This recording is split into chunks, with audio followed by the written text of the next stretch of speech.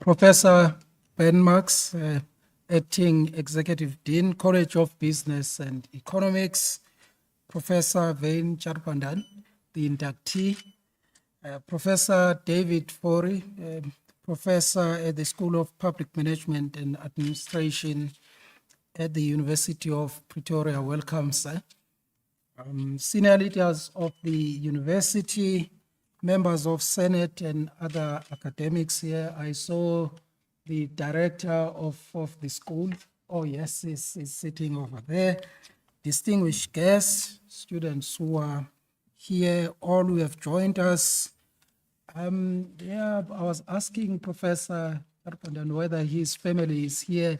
I see your wife, sir, and the kids. Welcome to the great University of Johannesburg. Sanbonani, Huyanand, good evening, Tobe. We say here at UJ, all excellence observed. So I'll say all excellence observed, especially because it is a professorial inauguration of an excellent scholar, all excellence observed. It is indeed a great honor and a special privilege for me to welcome you to this professorial inaugural lecture of Professor Wayne Jarbandhan. As I do so, I wish to express a special warm welcome to his loved ones, special guests and colleagues. This is indeed a proud and joyful and yet a landmark event for all of you. For you, Professor, it's a special evening for you. For us here at the great University of Johannesburg and for higher education in South Africa and beyond as a whole. The inauguration of professors is a public ceremony in which newly appointed professors are inducted into office by the Vice Chancellor. I so wish I was the Vice Chancellor, but I'm not. I'm standing for Professor Litlokwa Mpedi, who has been traveling, and we had a long MEC meeting, the meeting of the Executive Committee throughout the day, and so he's busy doing, I suppose, what Vice Chancellors do. They sign a lot of things. So he said to me, he has a lot of signing to do, and that is what he's doing right now. So he asked me to come and stand in on his behalf. Now, this ceremony that we are doing tonight has its roots in the medieval university. You cannot believe it. Professor, I see your daughter is smiling a bit. My own daughters, they say I'm ancient. I mean, and so if they say medieval university, that must be long, long, long ago, if I'm ancient to my daughters. And it serves multiple purposes. First, it is an expression of welcome and an entry for new professors joining the circle of colleagues who are already professors. That is the first purpose it serves. The second purpose it serves is that it provides a platform for professors to display their expertise in the discipline and to showcase their research. And I was reading your speech, Professor. It was quite profound. I mean, and so I think we are going to have a wonderful evening tonight. So in the colonial traditions subscribed by many universities, assuming the role of the professor refers to the gown and the cap. You can see we have the gown and the cap here, and we are going to do the honors, Professor. And once we have listened to the inaugural address, the gown denoting the professorship will formally be assumed. Today, we gather to witness Professor Jarbandhan's entry into the illustrious community of scholars at this great University of Johannesburg. It celebrates his contributions to the discipline and ultimately his impact on society. Professors provide a university with its identity, its character, academic legitimacy, and its integrity. And this is what the ceremony this evening is about. The inaugural lecture is a rite of passage following the confirmation of the appointment of a person as a professor. So this evening, we'll listen to Professor Jarbandhan as the gown goes to town. By this, I mean that the power of the inaugural address is when the expertise is showcased beyond the corridors of the university and it reverberates throughout society. And that is the reason why we invite guests from beyond the university to come and listen to the address. In the past, several philosophers and scholars have defined universities using very narrow conceptualizations. For example, the search for truth, for universal knowledge, and even as the instrument serving the purpose of the economy or being just utilitarian in nature.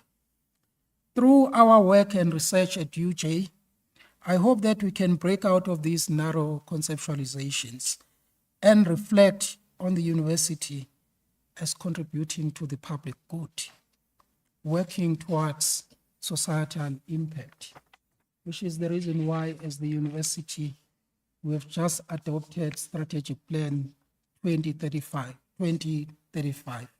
that foregrounds societal impact. There is a question that we need to think about this evening. What is the role then of an intellectual? Edward Said, in one of his articles, defines the role of the intellectuals as following. He says, an intellectual is one who commands a vast knowledge of a specific discipline. That is one way. One who's rigorous in the analysis of literature. One who views being an intellectual as a vocation. And a person who functions as a kind of public memory to recall what is forgotten or ignored, to make the connections that are otherwise hidden, and to provide alternatives for mistaken policies. I think that definition, especially the last one, fits you perfectly, Professor, given your scholarship and what we have been working on over the past years. It remains then for us as a university with a Pan-African vision to derive our mandate as intellectuals and as professors. Importantly, how do we embrace the role of a professor as a disruptor while continuing to be flagship carriers of our discipline? It's one of the main questions that we have to think about all the time. And so this evening, we'll listen to Professor Jarbandhan as one further step in the journey of being a professor. This is a journey which does not conclude once this lecture has been given. Notwithstanding, this inaugural lecture does create an opportunity for a self-reflective pause in the journey of a professor. And so with those words, let me now invite the acting executive dean, my good friend, Professor Ben Marks. He keeps on giving me socks because they are socks, beautiful socks from the college. I bring them home, my wife takes them, and I come back to Professor Ben to introduce our inductee. Thank you very much.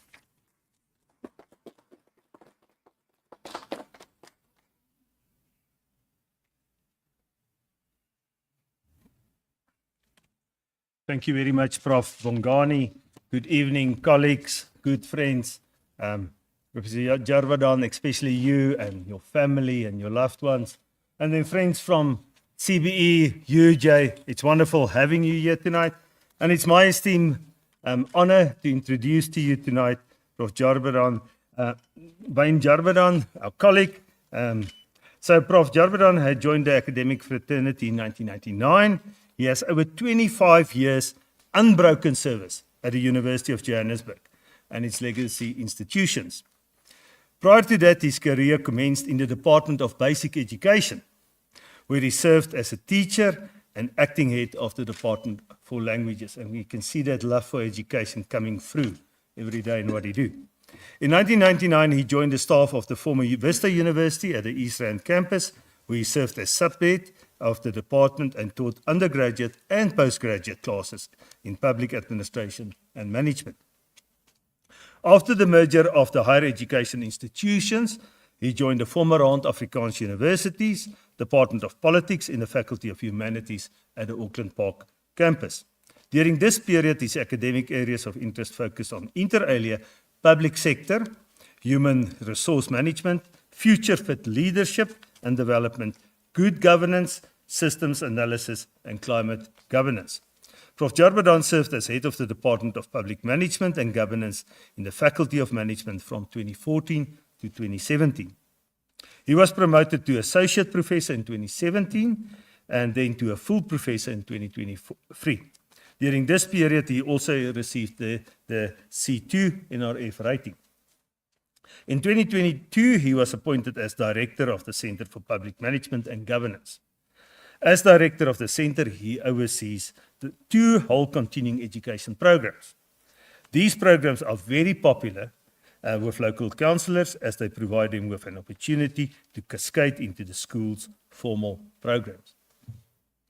During his employment at UJ, he also served as the chief editor of Administratio Publica, a very esteemed accredited journal.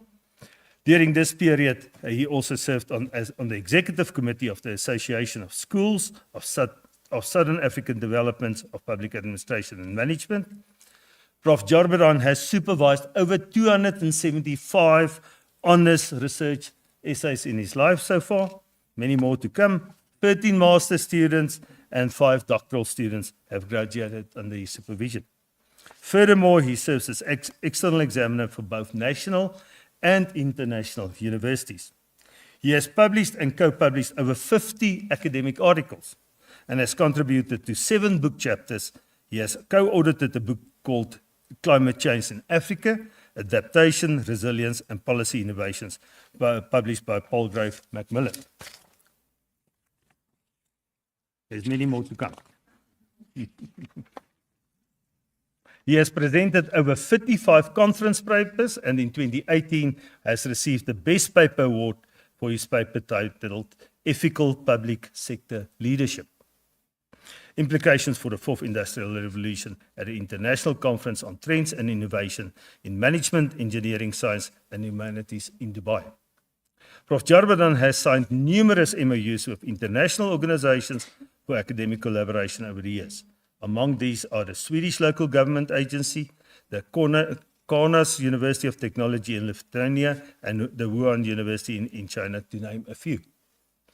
Currently, Prof. Jarbandhan is collaborating in international research with the Nanyang Technological University in Singapore, together with Taiwan, South Korea, China, and Malaysia. Finally, Prof. Jarbandhan has been appointed as a visiting professor to the Marondera University of Agriculture, Science and Technology in Zimbabwe. It is my pleasure to introduce to you and to hand over the podium to our esteemed Professor Jarbandhan. Thank you.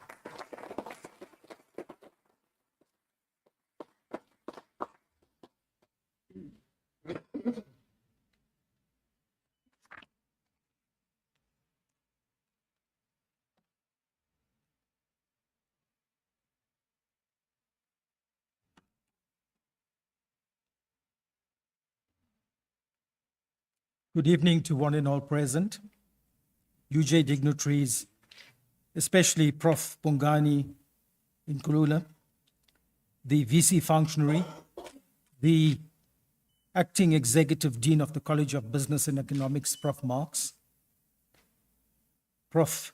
David Fourie, who's going to be the respondent, family, friends, and colleagues. It is indeed a pleasure for me to address you on the occasion of my inaugural lecture. My lecture will be divided into 3 parts.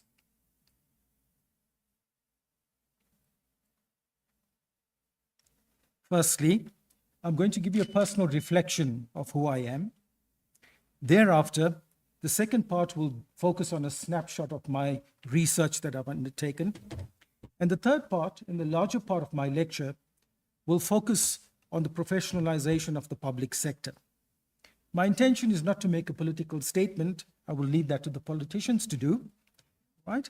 My intention is to inform you of how I interpret the professionalization of the public sector through purely an academic lens.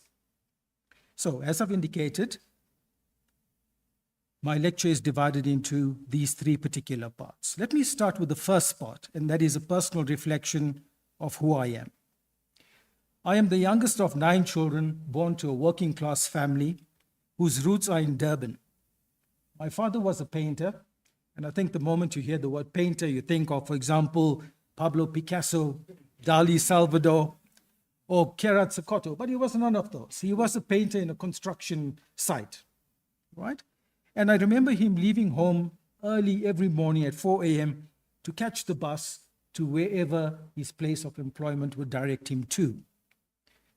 His meager salary saw to the basic needs of the household. My mom was a housewife, and together with my elder sisters, as I've indicated, I come from a pretty big family. Together with my elder sisters, she would see to the daily chores. Unfortunately, my mom passed on when I was approximately 11 years old, and she succumbed to cancer.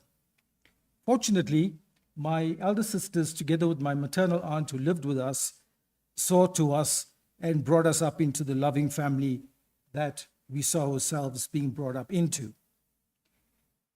And as I've indicated, I was born in Merebank. And one of the pictures that you would see on the screen with all the pollution coming from it is based in Merebank. You would see the picture at the bottom is of that of Mondi. Above that is the Sapref refineries. And Merebank was described by Prof. Ben Maharaj in 2023, who was an environmentalist, as the most toxic and polluted area in the world, and it is entrenched in environmental racism, according to him. During my teenage years, my family located to Chatsworth in Durban, which was a traditional Indian township. And that's the third picture that you'd see along the 2 series of the first pictures alongside. And Chatsworth, described very, very poignantly by Ashwin Desai and Ghulam Vayed in the book Chatsworth, The Making of a South African Township, and they describe it as follows: as a callous, untimely failed experiment at social engineering, which created deep fissures of political, social, and economic misery, not only for Indians, but for all non-white South Africans. I matriculated in Chatsworth, and I was the first person in my family to enter the university on a full-time basis. I entered the University of Durban, Westville, where I completed a BA degree within a 3-year period, and we were forced to do it within 3 years because my family couldn't afford to send me if I failed for many other years thereafter. And all of my other studies, my postgraduate studies, were done whilst I was working. I entered the teaching profession as Prof. Marx introduced that part, and feeling very, very unfulfilled in the teaching profession, I left the profession and joined the East Rand campus of Vista University in 1999. And thereafter, I continued into the Rand Afrikaans University space, and eventually I saw the formation of the University of Johannesburg as we know it today, and as was described as an excellent institution of higher education and learning. And I've been at the institution for 25 years with unbroken service. And during that 25 years, I've seen my particular department starting in the Faculty of Humanities at that particular moment in time as the School of Public Management and Governance, where we had a very, very small staff complement of just 3 staff members. And we taught the Vista teach-out modules, and we taught the Rand Afrikaans University modules as well. And I see myself now in this very, very powerful School of Public Management, Governance and Public Policy in this College of Business and Economics within this great institution. Secondly, I want to give you a snapshot into my research focus, and that is premised by the 3 books you see on the screen. My research focus was not developed by design. It originated inorganically based on the teaching loads that we had to carry during the day. right? And I have lectured to very, very large undergraduate classes, starting from first years. I've taught from first years right up to the PhD level. And I lectured to postgraduate students. And I have some of the students that sit amongst us that I taught from the first year level that graduated with PhDs last week already. So I've come a very, very long way within this institution as well.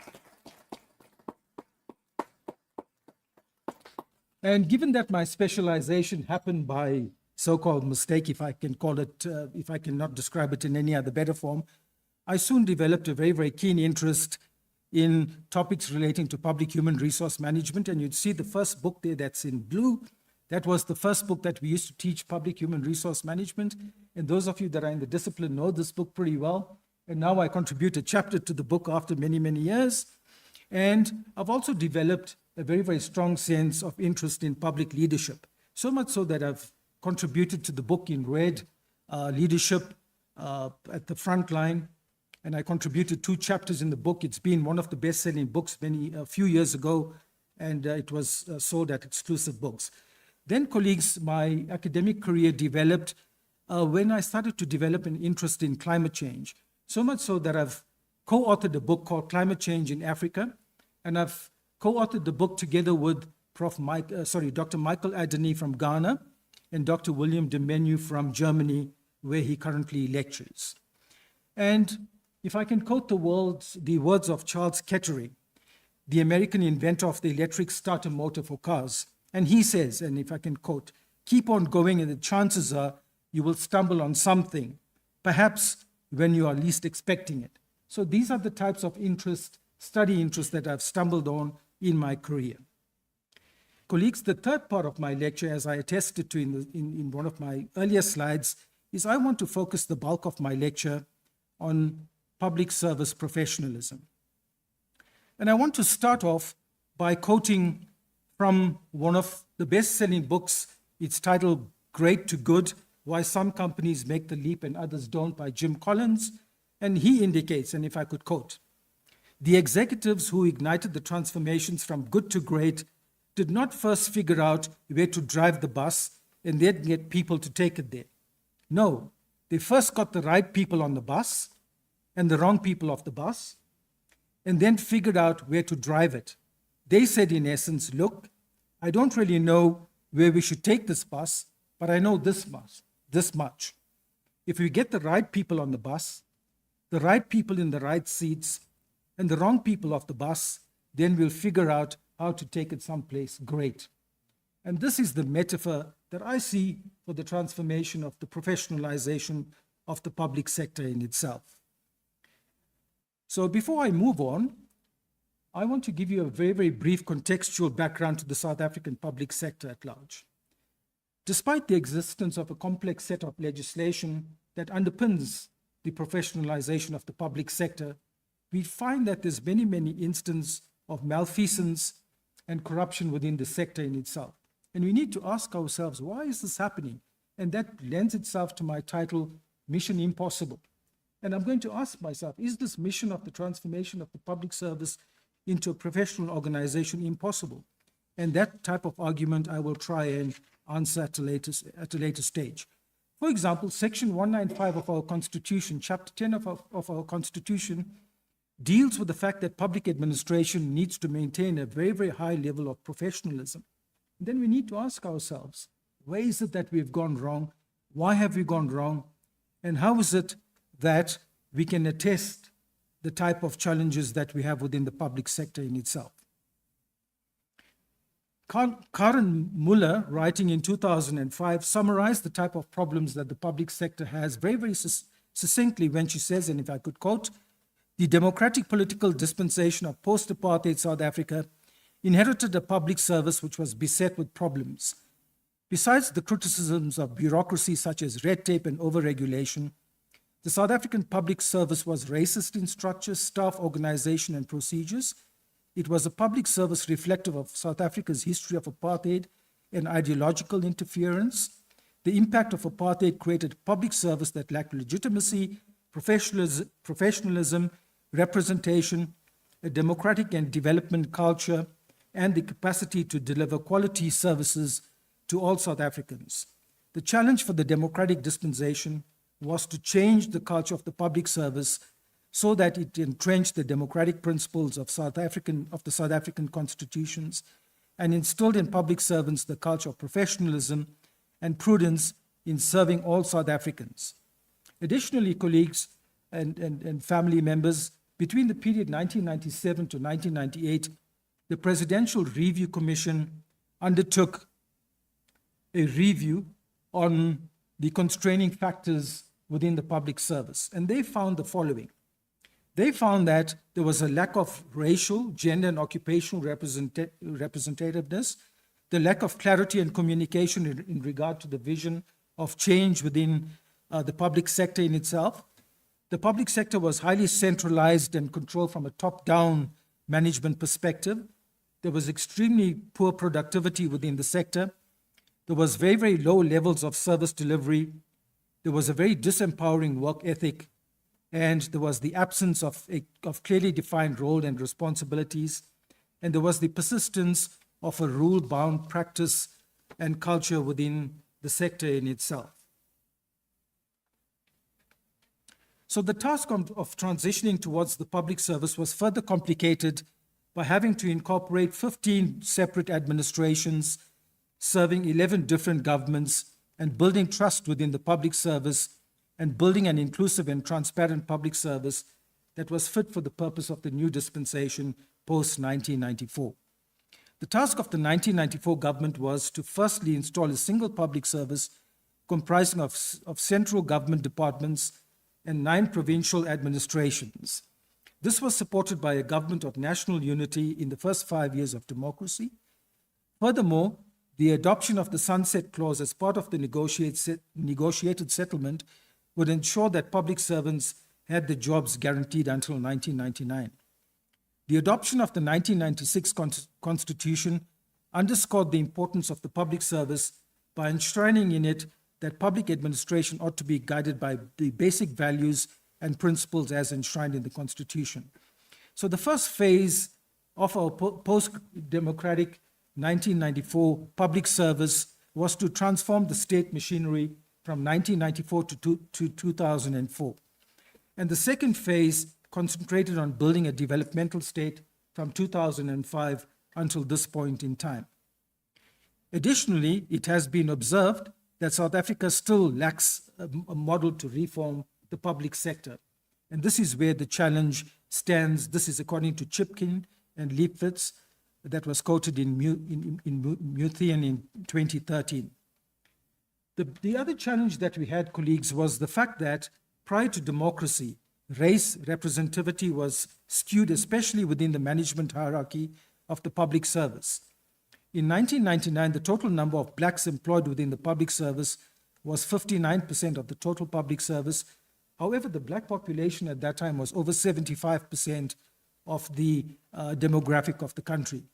Very, very few blacks made part of the senior management echelons of the public service, and the democratic government deemed it fit to introduce affirmative action as one of the mechanisms and means to transform the public service into one that represented the demography in itself. So much so that black managers from 1995, there were 24,000 black managers, and due to the affirmative action processes, by 2001, the number of black managers within the senior echelons of the public service increased to about 75,000. Now, notwithstanding the good intentions of the affirmative action policies, it was open to abuse. For example, Franks in 2013, citing the former Minister of Public Service and Administration, Minister Geraldine Fraser-Moleketi, indicates that affirmative action had the unintended consequences of the notion of cadre deployment, which, in her words, meant selecting candidates based on party political loyalty rather than on merit, with a further challenge on gender representativity across the center. The levels of education and expertise of public servants inherited by the new government was very, very uneven as well. Studies done, for example, by the Public Service Commission found that some of the early public servants had qualifications mostly in theology when they entered the public service. Not that there's anything wrong with a degree in theology. I think some divine intervention would have helped the public service. But nonetheless, it was not fit for purpose for the new modern public service that the state needed for itself to be transformed. Given the challenges that senior managers had within the public service, the South African government then decided to introduce the South African Management Development Institute, called SAMDI, under the auspices of the Public Service Commission in 1993, to look at bringing training interventions to upgrade the skills of the senior echelons of the public service. Having decided, or having indicated that SAMDI was inadequate to address the challenges of training for a modern public service, the Public Administration, the Academy of Leadership and Management Academy, Palama, was introduced. Also, Palama found that its mandate was a bit stifled, in the sense that it was not meant, or it was not fit for purpose, in that many of the senior managers chose to go to higher education institutions to be trained and developed, rather than doing it through Palama. And Palama eventually morphed into the National School of Government, that introduced the professionalization document in 2001 in order to build capacity within the public sector in itself. To further professionalize the public service, the Department of Public Service and Administration launched the Batupile Principles. Batupile is a Sesotho word meaning putting people first. It was seen as a juncture in terms of professionalizing the public service. The principles were aimed at holding public officials to account. However, research indicates, and if I could quote Peter Franks, he indicates that the Batupile initiatives failed to take root or show significant results in changing the politico-administrative culture of the public sector. In a bid to reinvigorate the public sector, the Batupile Revitalization Strategy was introduced in March 2001. Colleagues, you'd find that in order to push, support, and hold on the capable and developmental state, in 2014, the new Public Administration Management Act was passed, and the idea behind the new Public Management Act is seen in the expression of its vision, the vision being the emerging South African developmental state is democratic, non-racial, interventionist, redistributive, pro-poor, people-centered, and participatory. The Act justified a single public service while supporting the devolution of its power. However, the Act has not gone a long way, for example, in seeing to it that one of the sectors it addressed, namely the local level of government, function in the way it does. And that is where many of the professional challenges lie, within the local level of governments. With billions of rands having been lost through state capture and poor service delivery, citizens have become very, very wary of government, as was indicated in the results of the recently held general elections at the beginning of this year. However, the formation of the 7th administration, as underpinned by the 7th administration having a government of national unity, there's this new need, or this wind of hope, that has been blown into the political space and to the administrative space in order to change the way in which the sector itself functions.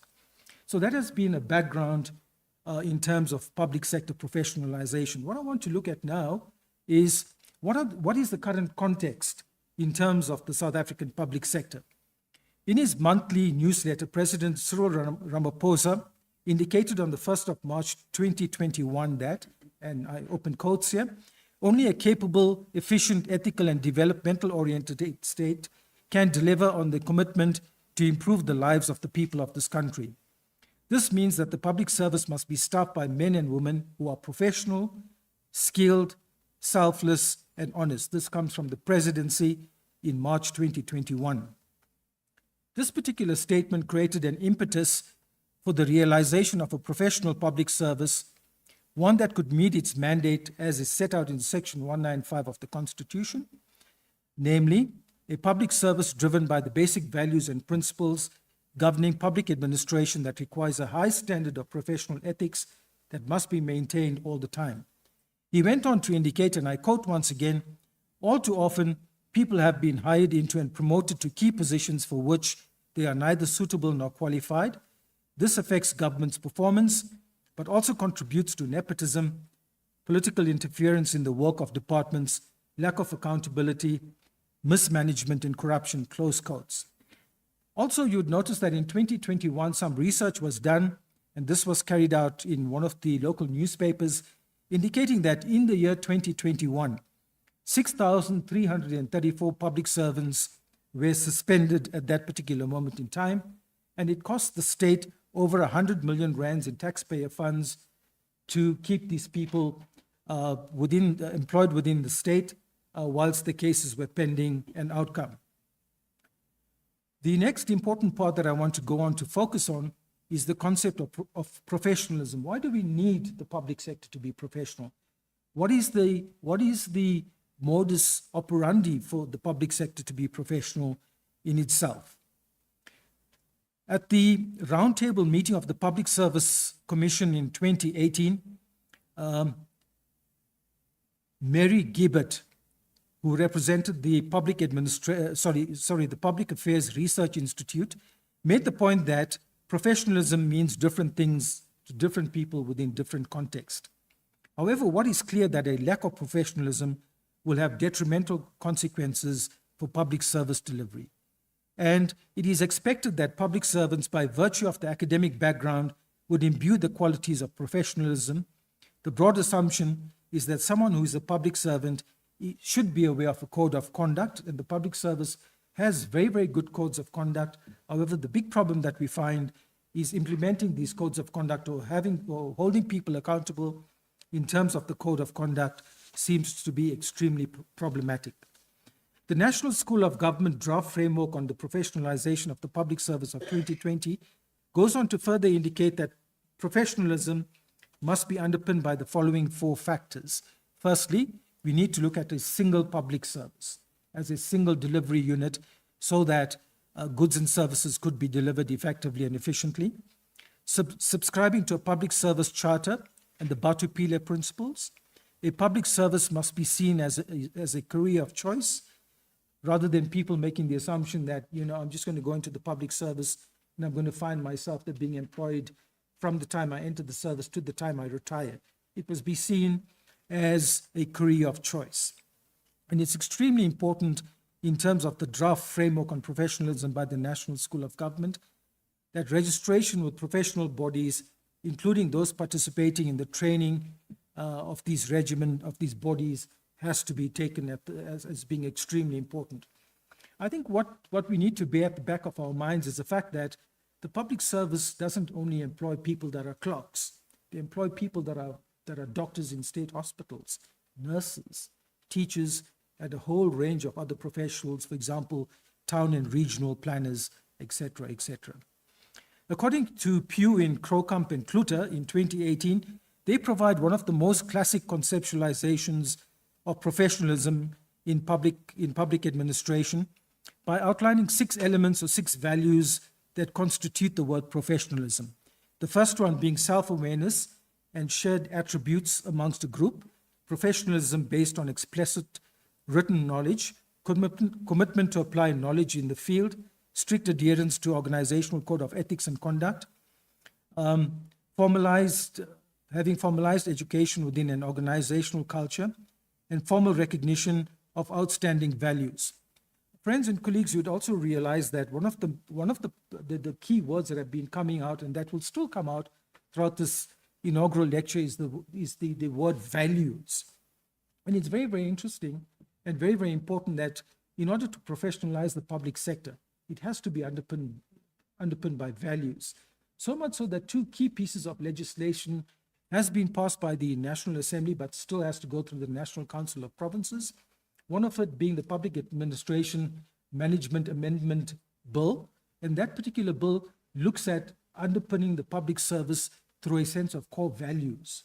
And the big challenge that we have within our society, not only in South Africa, but globally, is that you can't really teach values. People say that values are often caught, but hardly ever taught. So that is the key challenge that the public service has.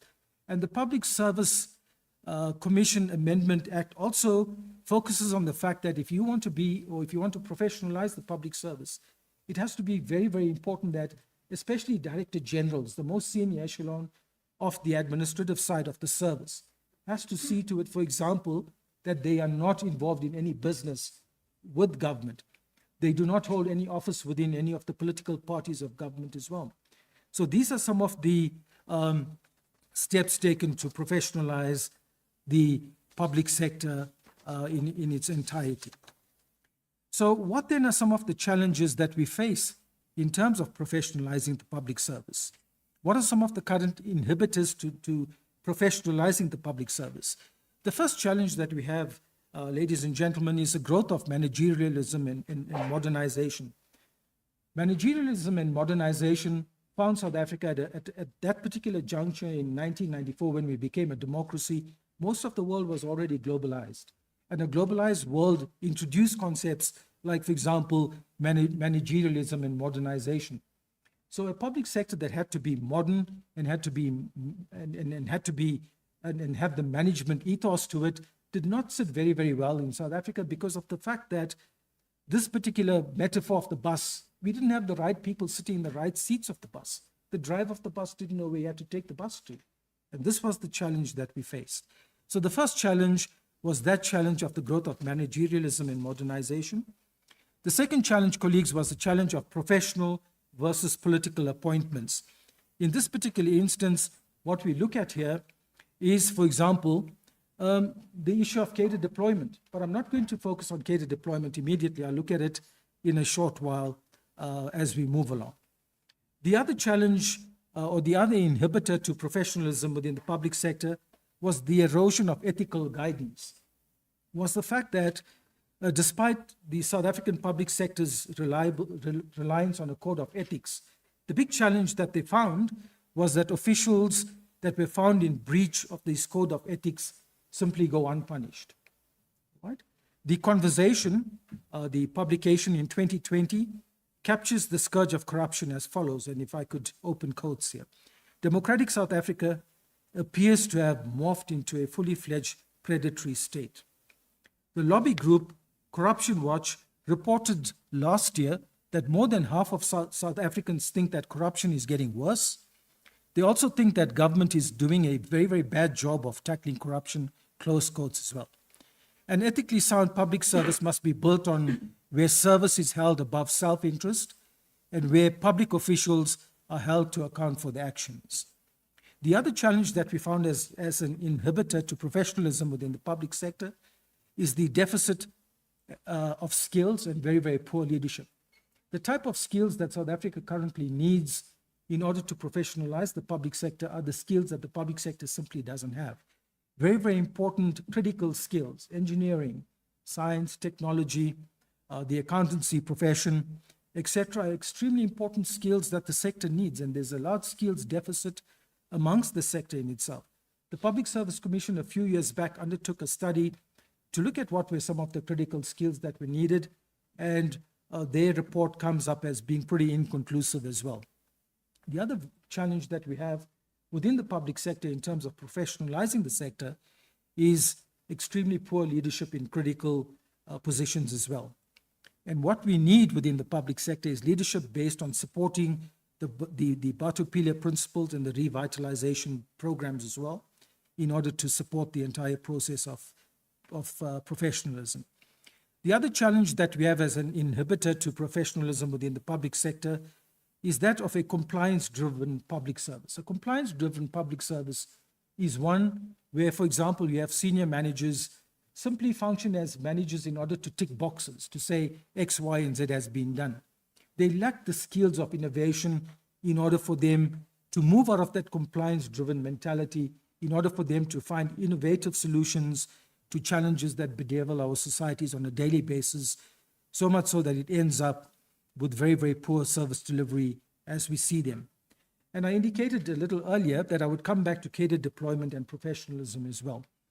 I think, colleagues and friends, you would know that the issue of cadre deployment has been in the news in the recent past. And the concept of cadre deployment as it relates to the appointment of staff within the public sector has its roots in military history. I'm not going to go to the historical parts of it, but cadres are generally deployed to promote the interest of a specific group. The Institute of Race Relations, as cited in Swanepoel, indicates that the National Democratic Revolution has to put, and if I can quote his words, put the levers of power of society in the hands of the ANC. According to Ndedi and Koch, they view cadre deployment as appointing governing party loyalists so that institutions under the control of the party would report to the party rather than to the state. Van Onselen, as cited in Swanepoel in 2021, indicates that cadre deployment is an economic patronage dispensed to individuals, companies, and agencies by the government, not on merit, but on the basis of party political connections to the governing party. However, colleagues, there seems to be a distinction here in terms of cadre deployment and cadre employment as well. So much so that I go back to an ANC, an African National Congress in their National Consultative Conference that was held in Zambia in 1985. They adopted the cadre deployment policy, and the perception that they had of the cadre deployment policy whilst being in exile was very, very different to what we see in the modern day. For example, in 1985 in Zambia, at the National Consultative Conference, the cadre deployment policy of the ANC focused on some of the following aspects, and I'll name just a few. On screening of the best equipped leaders in the organization to full post, having a well-trained cohort of ethical leaders. The cadre should be ideologically schooled in the policies and principles of the ANC. Cadres must be loyal and disciplined, and a cadre should go beyond the reproach. That is, they should buy into a strategy that promotes the country in its entirety. And the entire idea of cadre deployment, as I've indicated to you and as has been highlighted by, for example, Van Onselen, is he says that cadre employment tends to be more pervasive and less formal. And it secures many of the key positions of power within the civil service. And he goes on to say that it is perhaps easy to understand why cadre employment is regularly used as a euphemism for cadre deployment, the difference being somewhat blurred in the public mind, unquote. In the ANC's 2012 discussion document titled Organizational Renewal, Building the ANC as a Movement to Transform as a Strategic Center of Power, the party reflects on cadre deployment and concludes as follows, an open quote. And this is what they say about cadre deployment. They conclude that there's a lack of a coherent cadre policy in the current period, and that we, speaking of the ANC, have been deploying comrades into positions of serious responsibility and authority without adequate preparation. This is tantamount to sailing into deep seas without a compass, or giving enthusiastic activists weapons to go and carry out operations without basic military training, unquote. This particular paper is critical about the party's ambivalence to cadre deployment, in that there's a lack of coherence in terms of implementation of cadre deployment in itself. According to Malambo, Zubani, and Tusi, they posit that in 2022 that effective, efficient, and economic service delivery is dependent on competent and skilled public officials and not only on party loyalists. The employment of party loyalists without the relevant skills and competency for the positions that they hold in government institutions goes against the grain of good governance, especially the rule of law. And they go on to further indicate that it is extremely important that people need to be employed within the public sector based on merit rather than on party political loyalty. That brings me to a quotation that I found by the Chinese Party Communist leader, the late Chinese Party Communist leader, Deng Xiaoping, who said, and if I could quote, "It doesn't matter whether a cat is black or white as long as it catches mice." And that should be the basis of employment within the public sector. So colleagues, how do we go on to foster professionalism into the public sector? What is it that we need to do in order to foster professionalism? In my view, I think that it is extremely important that a code of ethics is enforced. We need to find that we need to come up with a solution to enforcing a code of ethics and holding people accountable for the types of challenges that they create within the public sector in itself, in order for them to be accountable as well. So then, how do we develop a professional-oriented model for the public sector? The first thing that we need to do is we need to, in my view, it is extremely important that we need to vet all public servants, not only those that are at the senior management service. Currently, members of the senior management service are vetted.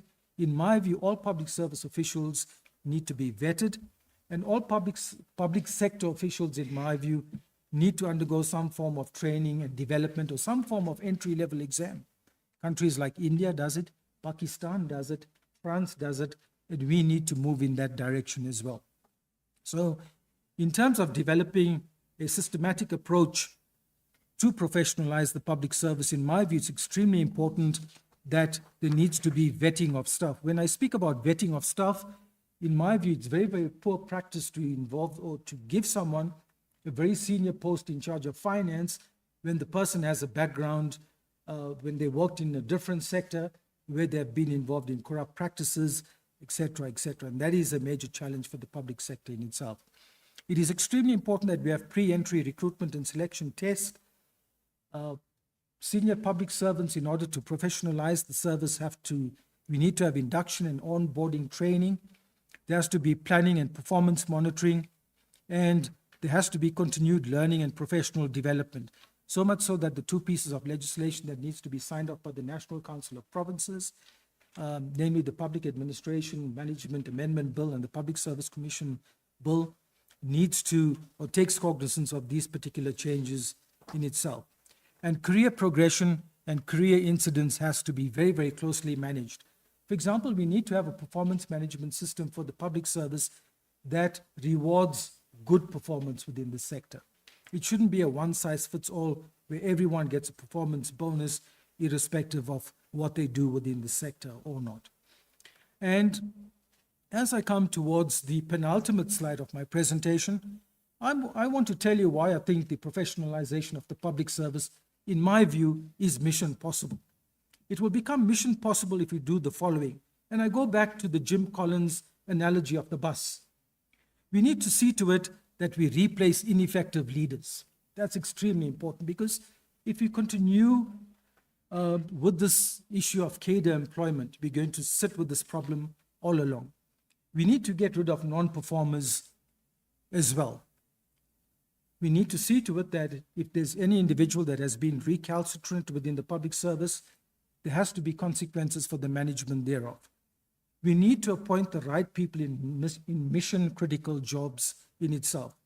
And Prof. Marx, you would be happy to note that one of the biggest or largest comments that was given to the National School of Government in terms of professionalization came from SAICA, the South African Institute of Chartered Accountants, where they are saying, appoint the right people in mission-critical jobs.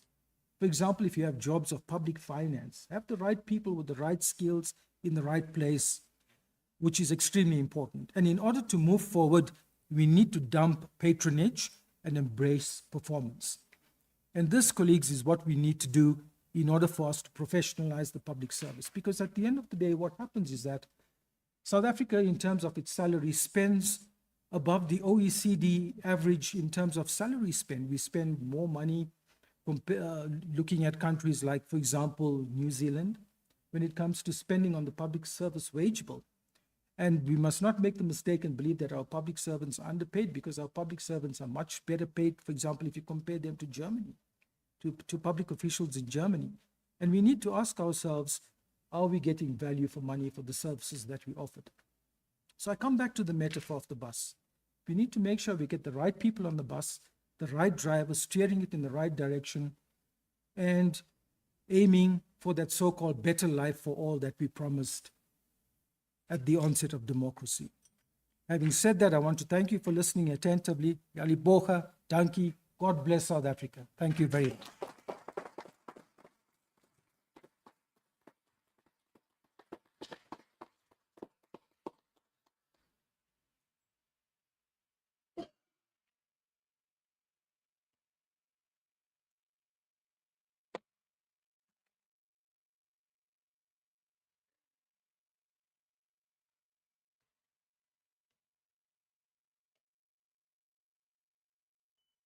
Thank you so much for the opportunity to reply to your inaugural lecture. Now, mission impossible. professionalisation of the South African public service. What is the question? What is the question for you, Professor Jarbandhan? The question is, are you going to profess, or are you going to sharpen your axe to profess? That's the job of a professor. Go out there without fear, without intimidation, and transfer the knowledge back to the communities that we service. In your lecture, and I'm only going to reflect on your part 3, which deals with the professionalization of the public sector, for which we as academics, scholars in public administration, we tend to brainwash other disciplines to think public administration, to drink public administration, to sleep public administration and management. In terms of your lecture, you clearly reflect on the issue about management. The public administration is not so merely the problem, because we've got nice pieces of legislation. What came out in your lecture, and I want to thank you for that, to remind us again in terms of the pieces of legislation. But the question is again, how do you profess the issue about the management thereof? And what you did clearly in your paper, for me, you used the current context of the South African public sector to describe the scenario in which we found ourselves. And for me, working through your lecture, that you also use the President's note, which you also referred to. Only a capable, efficient, ethical, and development-orientated state can deliver on the commitment to improve the lives of the people of this country. And that this means the public service must be staffed by men and by women who are professional, skilled, selfless, and honest. And I think in sharpening your axe, of professing what you want to do in terms of the professionalization, that gave to you in your paper the impetus to think about the conceptualization and to reiterate that the public service requires what you clearly alluded to, singularly public sector professionalism, the issue about subscribing this public service charter. The public service must be seen as a career of choice, where career public servants are developed and deployed. The correct person in the correct job. And thinking about that, the issue about the registration of the bodies, that we also need that to move that forward. But not merely that the public service is a place of work. That's the only place I could find work. However, you also mentioned in your paper, which I also attest to, is that there are many, many, many good people in the public service. We only reflect on those who are corrupt, who are making maladministration, who are busy with other activities, and therefore we also should encourage them to be coaches and mentors. And that therefore in professing what you want to profess in the professionalization, I do adhere to your thinking. Your lecture was also devoted towards and provided us with academics, but also as public admin scholars, also with guidance for, not only as a professor looking at what's there in the space, analyze and come up with some form of critique, but you also come up with some solutions, which is a very rare skill for me in a full professor in professing what you want to do. And I do admire you for that, not only coming up with the issues, the challenges, but also with the solutions. Very rare skill. Your lecture reflected as well on the challenges of the professionalization in the South African public sector, which I think that is part of our job to profess, to provide ideas, that perhaps it could be explored in further research to be unpacked and to develop possible solutions. I heard about your impressive CV, the number of students that went through your hands, and I think for all of us, as part of academia, we could piggyback on your way of thinking, your way in terms of what you want to put forward. Which is important for us of being a professor. Thus, profess your areas of research. And I want to congratulate you with that. It's not many people that can do that, working from a pure academic literature review, moving into the practical application. And that's what we see. And I saw that in your books and the chapters that you have done. You reflected, in my opinion, very importantly, on the growth of managerialism and modernization. And we need that. We need to think 2030, but beyond that, to 2050, and in some programs that we're currently busy with, some government departments really took it head on, looking nowadays at 2080, where we are going in terms of where we want to be in terms of modernization. The issue about the challenge of professional versus the political appointments. That's true. What is the thin line between that? We as scholars, Prof. Marx, we love to reflect always back to Woodrow Wilson, the small dichotomy between administration and management, and in between what is the politics about it, the interference of politics. You also reflected on that. And also the problem about the erosion of ethical guidance. And for all of us, what should we do about that as academics and scholars? How are we going to profess about that? What guidance are we going to our students, our stakeholders outside? And you also, for me, also reflect on the skills deficit and poor leadership. And it's important to note that the Auditor General, looking at the finances, but it's very interesting for me in terms of the Auditor General, when you open the second page of the Auditor General, the short note, the Auditor General will always mention poor leadership is the reasoning for the following. So even the Auditor General recognizes that. So what are we going to do about that? Reflecting on the lack of leadership and compliance, vacancies in key positions. If you look now around in hospitals, how many posts are available, key departments, so the professionalization thereof, the instability of positions, ineffective performance management, which is key.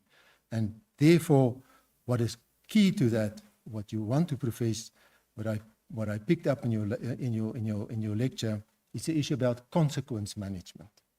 Consequence management. What will happen to you if you be found guilty instead of putting you on sabbatical with full pay, something like that?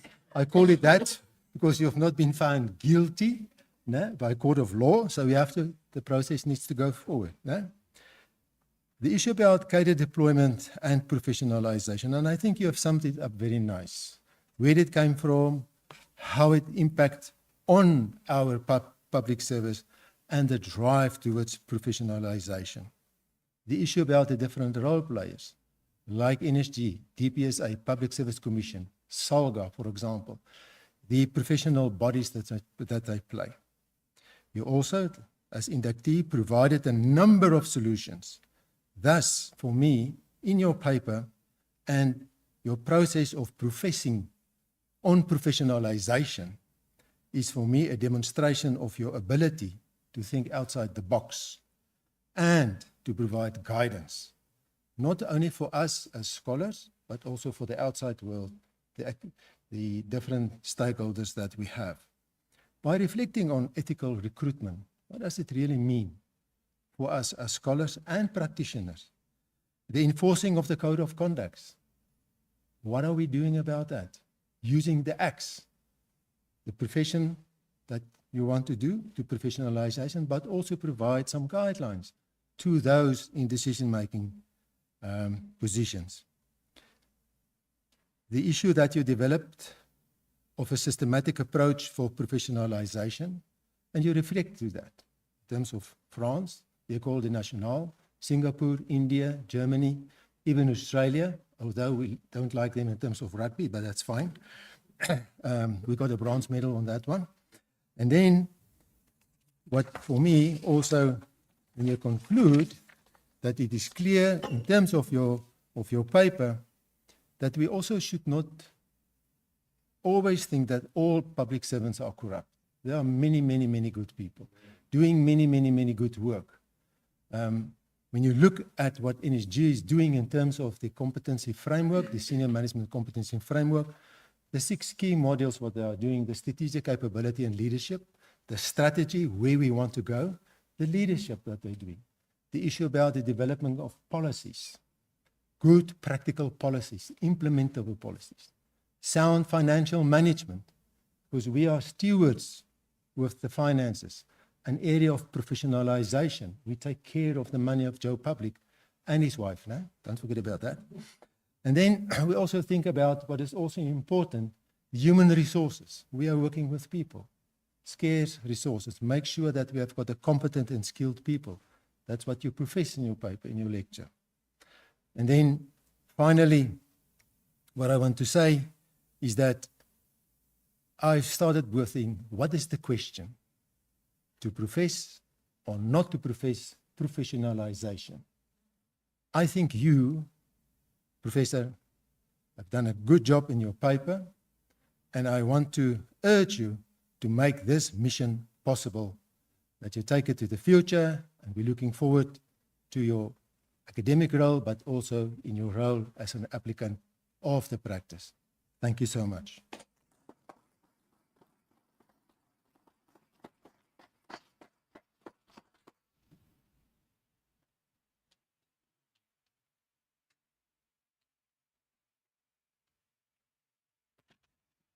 Now, ladies and gentlemen, we come to the fun part.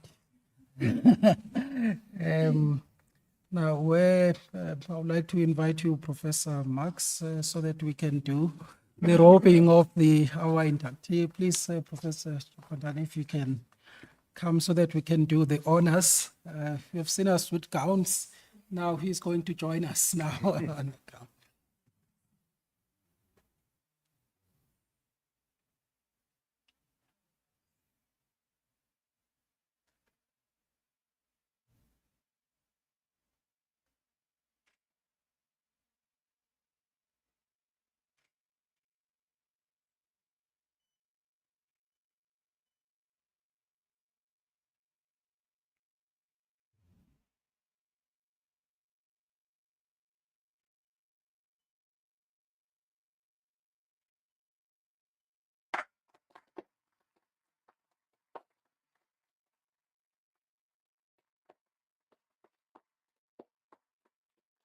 No, I think we can give him another round of applause.